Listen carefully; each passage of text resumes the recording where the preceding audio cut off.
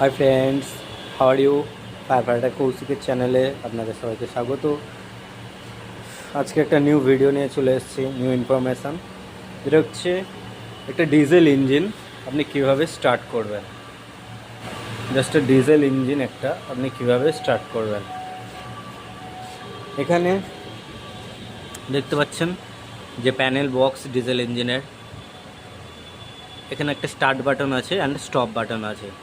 Just start করবেন যখন, just এই সুইচটা দিয়ে স্টার্ট করতে হবে।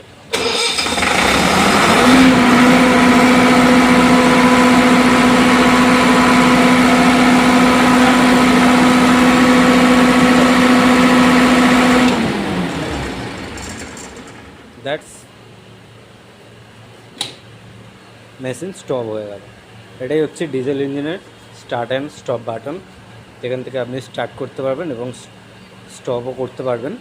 স্টপ করার সময় এই বাটনটাকে একটু হোল্ড করে চেপে ধরে রাখবেন, তখন এটা স্টপ হয়ে যাবে।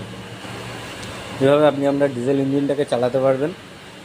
অ্যান্ড এখানে প্রেসার গেজ আছে, প্রেসারটা উঠে যাবে তখনই, এবং আপনি জল প্রোভাইড করতে পারবেন। Thank you.